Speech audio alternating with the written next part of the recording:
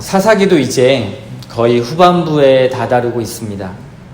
이스라엘 백성은 젖과 꿀이 흐르는 땅이라는 그 소망을 가지고 가나안 땅에 왔지만 결국 그들의 정체성을 잃어버리고 가나안화되기 시작했습니다.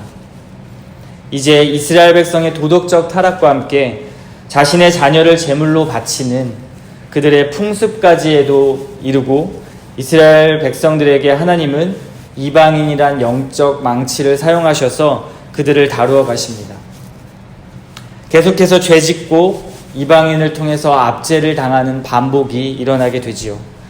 그때 이스라엘 백성들은 하나님께 부르짖고 그리고 하나님은 다시 사사를 보내셔서 그들을 구원해 주시는 반복도 함께 일어나고 있습니다. 우리는 사사기에 등장하는 사사들의 모습이 처음에는 꽤나 영웅 같은 모습으로 보았을 것입니다. 그리고 자신들의 역할을 꽤나 잘 감당하는 그러한 직분자들로 보았지요. 그러나 이제 기드온과 입다를 지나면서 오늘 보게 될 삼손을 확인하게 되면 이제 사사라고 부르기에도 어려울 만큼 최악의 영적 상태에 이른 것을 확인할 수가 있습니다. 그러나 하나님은 그럼에도 불구하고 사사들을 통해서 하나님의 일들을 이루어 가시는데요. 사사도 이스라엘 백성도 모두 타락한 그 가운데 죄악을 반복하게 되지만 하나님의 열심도 함께 지속 반복되는 것을 우리가 볼 수 있습니다. 13장의 이야기로 한번 들어가 보도록 하겠습니다. 13장부터 16장까지의 이야기는 삼손의 이야기를 주로 다루고 있습니다. 이스라엘의 악행으로 인해서 이스라엘은 블레셋의 지배를 받고 있는 상황이었죠. 하나님을 통한 사사의 통치가 없을 때는 이스라엘은 늘 동네 북처럼 이방인에게 괴롭힘을 당하는 그러한 나라였습니다. 그들의 정체성을 잃었던 것이 이렇게나 무서운 결과를 초래하도록 만들어버린 것입니다. 이때 단지파의 마노아라는 사람과 그의 아내가 소개되고 있습니다. 이들은 불임을 겪고 있는 부부였고요. 여호와의 사자를 통해서 한 아이를 낳을 것이다 라는 소식을 듣게 되는 것으로 이 이야기가 시작이 됩니다. 여기서 중요한 것은 그 태어날 아기가 나실인이라는 사실인데요. 또 하나는 이 아이가 블레셋의 압제에서 이스라엘을 구원해 줄 것이다 라는 사실이었습니다. 여호와의 사자는 여인에게 나실인을 낳을 것이니 먼저 포도주와 독주 그리고 부정한 것을 먹지 말라고 경고를 합니다. 그리고 아이가 태어나면 그 머리 위에 삭도도 대지 말 것이라 명령하고요. 민수기 6장에 보면 나실인의 규례가 등장하는데요. 나실인은 죽은 시체를 만져서도 안 되는 그런 규례가 있습니다. 불임이 저주였던 그 당시 사회에서 이 부부에게 임신의 소식은 엄청나게 큰 기쁨으로 다가왔을 것입니다. 그 무엇과도 바꿀 수 없는 기쁨이었겠죠. 여인은 당연히 이 기쁜 소식을 남편 마노아에게도 알려야겠다 생각했습니다. 여인 혼자서 여호와의 사자를 대면했거든요. 그런데 이 사실을 남편에게 알릴 때 그 뒤의 상황을 보면 여호와의 사자가 여인에게 말했던 모든 내용을 마노아에게 말하지 않습니다. 핵심적인 내용만 빼놓고 이야기를 하는데요. 어떤 내용이냐면 5절 마지막 부분입니다. 그가 블레셋 사람의 손에서 이스라엘을 구원하기 시작하리라. 딱 이 대목을 빼고 남편에게 이야기합니다. 여호와 하나님이 삼손을 주시는 하나님의 뜻보다는 그녀 개인에게 주어진 임신의 기쁨이 훨씬 더 컸던 것이죠. 그리고 그 블레셋의 압제 속에서 신음하는 이스라엘의 고통보다는 자신의 불임에 더 큰 포커스가 있었던 것을 알 수가 있습니다. 결국 그녀의 아들인 삼손은 그 여인이 가졌던 그 관심처럼 그리고 그 핵심적인 내용을 빼놓았던 것처럼 그의 사명보다는 자신의 유익을 위해서 살아가는 아들이 되었습니다. 그가 바로 삼손입니다. 하나님께 부르짖는 삼손의 기도가 저희 오늘 볼 본문에서 2번 등장하는데요. 그 기도에서 결국 자신의 목마름과 자신의 원수 갚음을 위해서 기도하는 장면을 볼 수가 있습니다. 지극히 자신의 개인을 위해서 하는 기도이죠. 그리고 자신의 아내를 이방 여자에게서 선택할 때에도 나를 위하여 라는 표현을 쓰는 것을 볼 수가 있습니다. 삼손은 지극히 나라를 위한, 민족을 위한 사사라기보다는 자신의 개인을 위해서 계속해서 살아가는 모습들이 등장하고 있습니다. 어쩌면 우리는 이 여인의 마음이 너무나 이해가 될 것입니다. 수년 동안 불임의 과정에서 생긴 그 아이가 얼마나 큰 행복이겠습니까? 그럼에도 하나님이 우리에게 하시는 말씀에 집중해야 한다라는 것을 보여주고 있습니다. 우리가 그렇지 않나요? 하나님의 말씀을 들을 때 사실 내가 듣고 싶은 말씀만 나도 모르게 분리해서 듣는 경향이 있습니다. 소위 쉽게 얘기해서 내가 듣고 싶은 말만 듣는 것이죠. 나에게 적용된다고 생각하는 말씀만 받아들이고 적용하는 것입니다. 그리고 그 말씀에 은혜 받았다 생각하고 감사하다고 생각하지요. 잘된 것, 좋은 것에만 하나님의 은혜고 하나님의 감사라고 생각하지만 그것이 아니라는 것입니다. 하나님이 우리에게 주시는 모든 말씀이 감사요 은혜인 것입니다. 그래서 우리는 말씀을 잘 들어야 하고요. 그 말씀을 가지고 기도로 나아가야 하는 것입니다. 그리고 그 기도 가운데 그 말씀이 내게 어떻게 적용되는지를 보도록 해야 하는 것입니다. 그것이 내 정욕과 내 욕망이라면, 그 기도가 나를 채우기 위한 기도라면 다시 한번 말씀에 집중해야 하는 것입니다. 하나님이 진정 나를 향해서 무엇을 말씀하시는지를 말씀의 귀를 열어야 한다는 것입니다. 이제 13장 마지막에서 삼손이 태어나고 하나님이 그에게 복을 주시고 하나님의 영, 여호와의 영이 그를 움직이기 시작한다라는 말씀으로 13장이 마무리가 됩니다. 이제 이어서 14장은 1절에서 삼손이 아내를 얻는 것으로부터 시작해서 14장 마지막 절에 보면 삼손이 다시 아내를 잃는 것으로 마무리가 됩니다.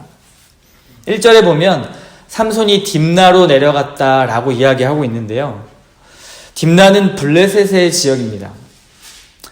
거기서 블레셋의 여인을 보고 그를 아내로 맞이하고 싶어 하지요. 나시린인 그가 딥나로 어떤 일이 있어서 갔는지는 성경에 기록되지 않습니다. 그런데 블레셋의 여인을 보았고 그 여인을 아내로 점찍었다고 이야기합니다. 그는 하나님이 선택한 나시린이었음에도 불구하고 벌써 하나님의 율법에는 전혀 관심이 없는 것처럼 보입니다. 자신의 민족을 괴롭히고 억압하는 이방 민족의 여인을 자신의 아내로 삼겠다고 하는 것이고요. 그것도 3절 마지막 절에 보면 나를 위하여 라는 표현을 씁니다. 그리고 내가 그 여자를 좋아하니 라는 표현을 쓰고 있는 것을 볼 수 있습니다. 이것을 보면 하나님 중심이 아니고 지속적으로 끝까지 나 자신을 강조하는 것을 볼 수 있습니다. 그러나 하나님은 이러한 삼손을 통해서 신기하게 블레셋을 칠 구실과 계기를 만들었다고 4절은 말씀하고 있습니다. 삼손은 다시 딥나로 이제 내려가게 되는데요. 포도원에서 사자를 만나게 됩니다. 그리고 사자를 찢어서 죽이는 사건이 일어나게 됩니다. 그런데 후에 자신의 아내를 얻기 위해서 그 길을 다시 지나갈 때에 그 죽어있던 사자 시체에 벌떼와 꿀이 있는 것을 발견하게 됩니다. 삼손은 그냥 지나치지 않죠.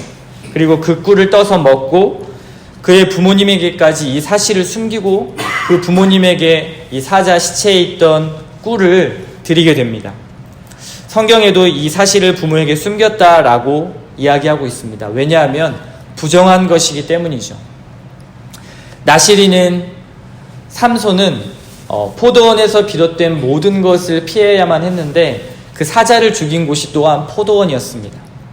그리고 부정한 시체를 만져서도 안 되는데 그 부정한 시체 속에 담긴 부정한 음식까지 먹고 그리고 그것을 부모님에게 드리기까지 하는 완전한 범죄를 하나님 앞에 짓게 됩니다.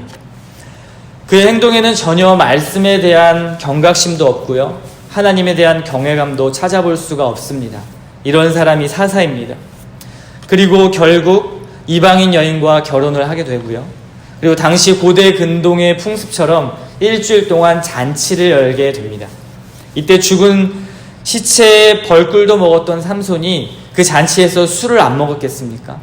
당연히 술을 입에 댔을 것이라 저희는 예상할 수 있습니다. 그는 나시린으로서 포도주와 독주도 먹지 말아야 했습니다. 그가 지켜야 할 모든 규례들과 그는 이별하고 있는 것입니다. 이제는 사사라기보다는, 그리고 나시린이라기보다는 어쩌면 이방인과 같은 가난화된 삶을 살고 있는 것이 삼손의 모습이고요. 이것이 이스라엘의 모습입니다. 그리고 삼손은 이 잔치에서 이제 잔치를 참여하게 되는데요. 수수께끼를 내는 그러한 일화가 등장합니다.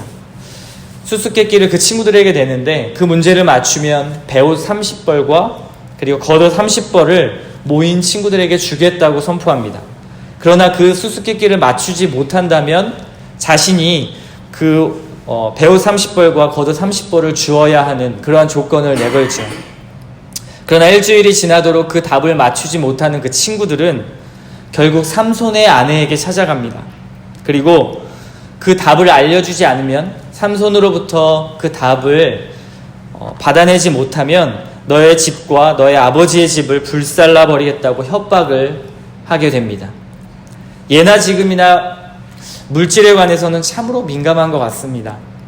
이 배옷 30벌과 겉옷 30벌이 무엇이길래 사람을 불사르고 사람을 죽이려고 하는지, 인간의 본성 가운데 물질과 부가 지배하는 구조는 늘 어쩌면 한결같은 것 같습니다. 결국 그녀는 삼손에게 계속해서 졸라댈 수밖에 없었죠. 왜냐하면 죽을 수밖에 없으니까요. 삼손은 그 답을 알려주었습니다. 그리고 그로 인해서 삼손은 내기에서 졌기 때문에 겉옷 30벌, 배옷 30벌을 그 친구들에게 주어야 했습니다. 그래서 성경은 삼손이 아스글론이란 지역으로 내려간다라고 이야기합니다. 그리고 그곳에 가서 30명의 사람을 죽이고요. 그리고 그 겉옷을 노략해 왔다고 성경은 말씀하고 있습니다. 더 중요한 것은 이 일을 계기로 삼손의 아내는 삼손의 친구의 아내가 되었다고 말하고 있습니다. 결국 삼손을 떠나가 그 친구들 중에 한 명의 아내가 되었다라고 마지막 절에 이야기하고 있지요. 삼손이 좋아했던 아내, 그 아내는 결국 자신을 떠나갔습니다.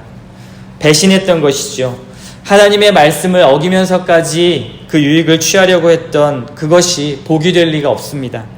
자신이 있어야 할 자리에 있지 않고 딥나로 내려갔던 삼손. 그 삼손은 결국 그곳에서 아내를 맞이하여 행복할 것 같았지만은 그곳에서 나시린으로서의 하나님의 법을 모두 어기면서 결국 아내와도 이별, 하나님의 율법과도 이별을 맞이하게 된 것을 볼 수 있습니다. 이것을 보면 하나님의 사람은 있어야 할 자리에 있어야 하는 것 같습니다. 기도의 자리, 그리고 말씀의 자리, 예배의 자리가 우리의 자리인 것입니다. 세상에 나갈 수 있는 담대함은 예배를 통해서 공급되는 것이죠. 딥나를 이길 수 있는 힘, 즉 우리가 눈으로 보는 것의 유혹을 이길 수 있는 그 힘은 오직 하나님의 말씀으로부터 시작되는 것입니다. 이제 15장에 들어서는 빼앗긴 아내를 찾으러 삼손이 그의 장인어른을 찾아가는 장면이 등장합니다.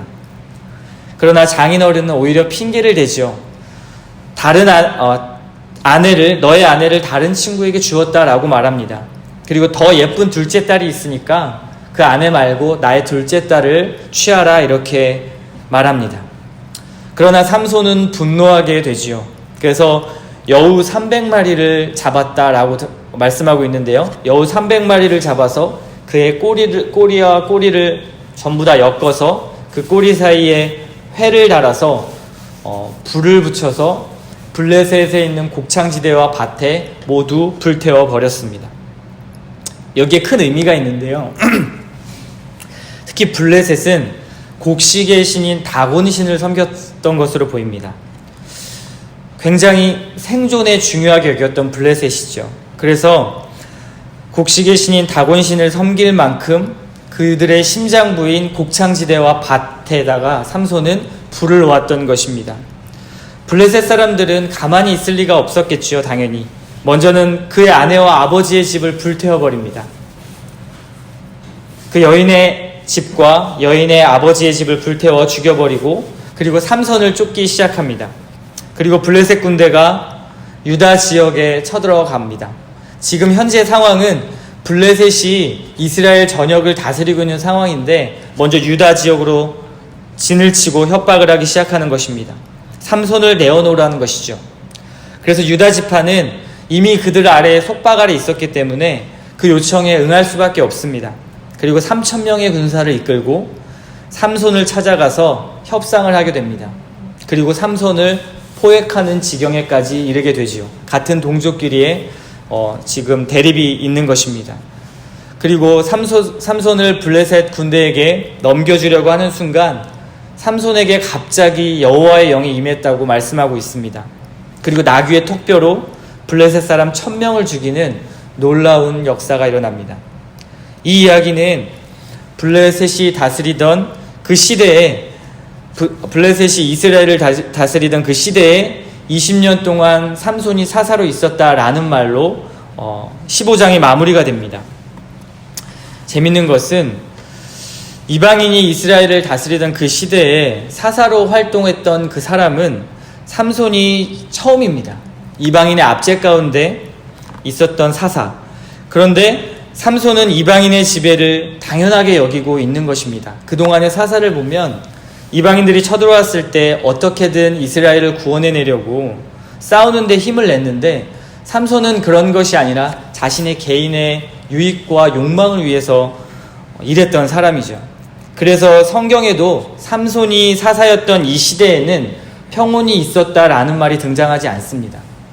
다른 사사의 시대에는 잠시 동안의 평온의 기간이 있었지만 삼손의 시대에는 그런 기간이 없었던 것이죠.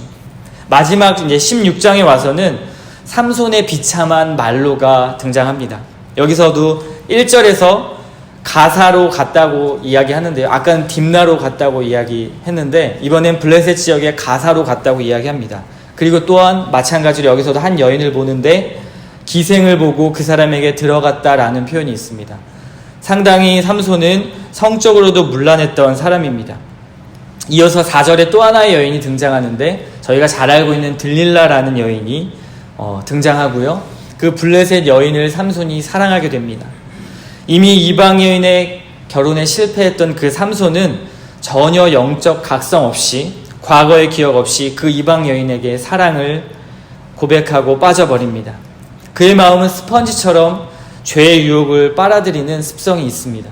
우리의 모습과 같죠. 죄의 유혹과 반복이 우리에게 너무나 익숙한 것들입니다.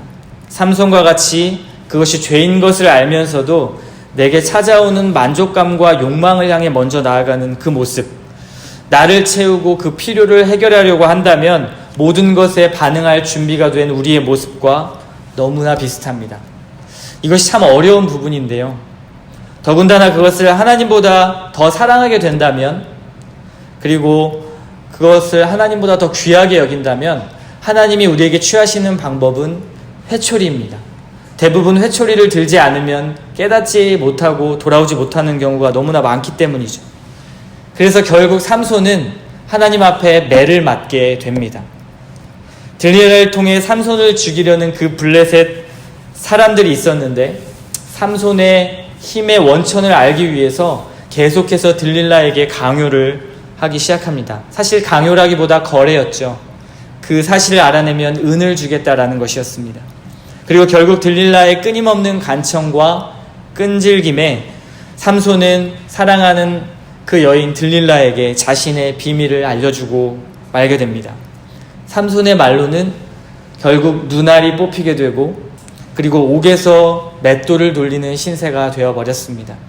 하나님 앞에 나시린이란 사명을 얻고 그리고 사사라는 사명을 얻은 그가 결국 마지막에 했던 것은 옥에서 눈알이 뽑히고 맷돌을 돌리는 그런 말로를 보여주고 있습니다. 그리고 하나님이 삼손을 떠나게 되었다라고 16장 20절에 말씀하고 있습니다.